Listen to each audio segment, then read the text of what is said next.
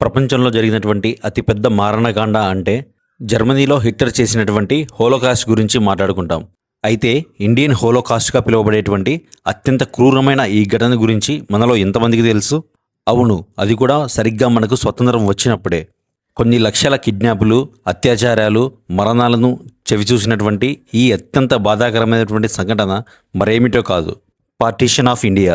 1947 August 15వ తేదీన మనకు స్వాతంత్రం వచ్చిందని చాలా సంతోషంగా సెలబ్రేషన్స్ చేసుకుంటాం. కానీ కాయిన్కి రెండో వైపు ఇదే సమయంలో అత్యంత దారుణమైన పరిస్థితులను మన దేశం చవిచూసింది. ఒక దేశంలోని ప్రజల మధ్య అంతర్గత అల్లర్లు, గొడవలు వచ్చినట్లయితే ఆ దేశం ఎంత దారుణమైన పరిస్థితులను చూడవలసి వస్తుందో తెలియజేసే సంఘటనే ఈ పార్టీషన్ ఆఫ్ ఇండియా. 1905 అక్టోబర్ 16వ తేదీన అప్పటి వైస్రాయ్ అయినటువంటి లార్డ్ కర్జన్ విస్తీర్ణం పరంగా, జనాభా పరంగా అత్యంత పెద్దగా ఉండేటువంటి బెంగాల్ ప్రావిన్స్ని అడ్మినిస్ట్రేషన్ కొరకు కష్టంగా ఉందని ఈ ప్రాంతాన్ని విడగొట్టాలనుకుంది. ఇందుకోసం ముస్లిమ్స్ ఎక్కువగా ఉండేటువంటి ఈస్ట్ ప్రాంతాన్ని ఈస్ట్ బెంగాల్గా, హిందూస్ ఎక్కువగా ఉండేటువంటి వెస్ట్ ప్రాంతాన్ని వెస్ట్ బెంగాల్గా విభజించింది.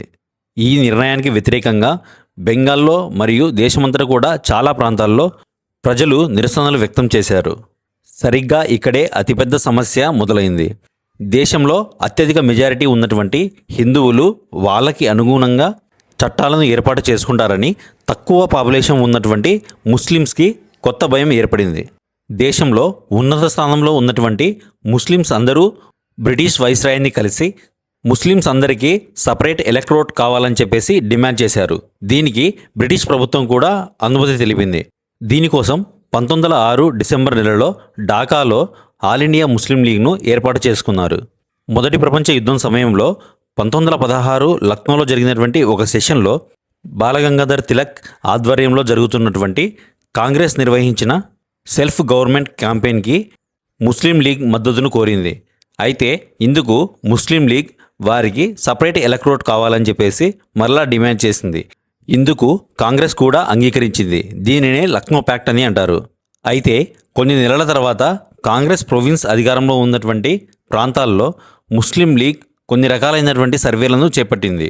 ఈ సర్వేల్లో ఆయా ప్రాంతాల్లో ఉన్నటువంటి ముస్లిం ప్రజలు భయాందోళనకు గురి అవుతున్నట్టు, హిందూ డామినేషన్ కింద జీవిస్తున్నట్లు వారికి వెల్లడైంది.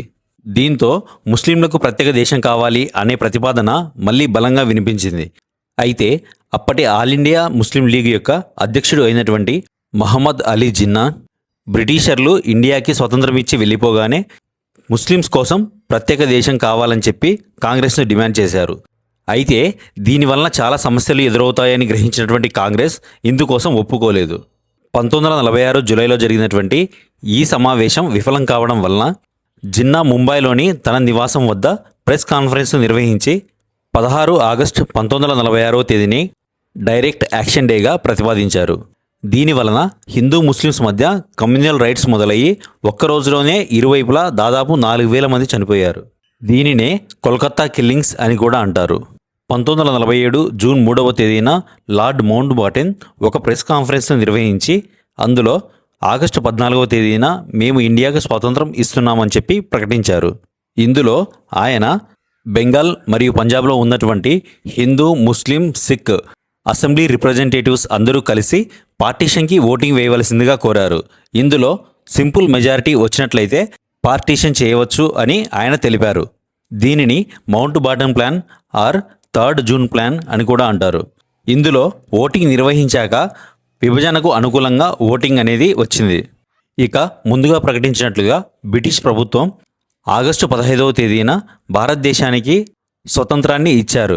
ముస్లిం పాపులేషన్ ఎక్కువగా ఉండేటువంటి ప్రాంతాలైన వెస్ట్ పంజాబ్ మరియు ఈస్ట్ బెంగాల్ ప్రాంతాలని ముస్లిమ్స్ కొరకు ప్రత్యేక దేశాలుగా ఏర్పాటు చేశారు. ఈ ప్రాంతాలనే మనం వెస్ట్ పాకిస్తాన్, ఈస్ట్ పాకిస్తాన్ అని అంటాం. అయితే ఈ ప్రాంతాలను విభజించడానికి ఒక ప్రత్యేక కమిటీని బ్రిటిష్ ప్రభుత్వం ఏర్పాటు చేసింది. ఈ కమిటీకి సర్ సిరిల్ రెడ్క్లిఫ్ని హెడ్గా నియమించింది.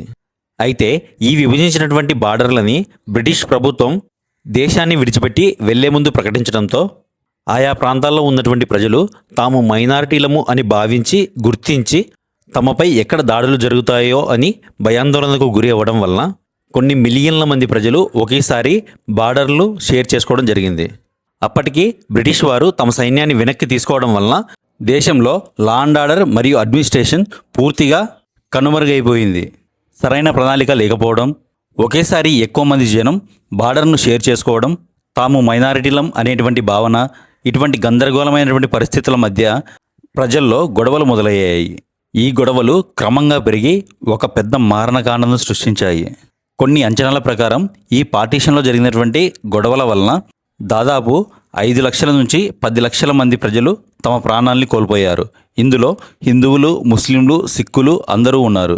అలాగే 1 లక్షకు పైగా మహిళలు మరియు 10 లక్షలకు పైగా చిన్నపిల్లలు ఈ పార్టీషన్ సమయంలో కిడ్నాప్కి గురయ్యారు. ఈ విధంగా కిడ్నాప్కు గురయ్యి పాకిస్తాన్కు తరలించబడినటువంటి మహిళలను తిరిగి ఇండియాకు తీసుకురావడానికి 1947 డిసెంబర్ నెలలో సెంట్రల్ రికవరీ ఆపరేషన్ను ప్రారంభించింది. అలాగే 1947లో దీనికి చట్టబద్ధతను తీసుకుని వచ్చింది. అదే abducted persons recovery and restoration act 1949. ఈ కార్యక్రమము దాదాపు 10 సంవత్సరాలుగా జరిగింది. 1947 నుంచి 1957 వరకు ఈ కార్యక్రమాన్ని నిర్వహించారు.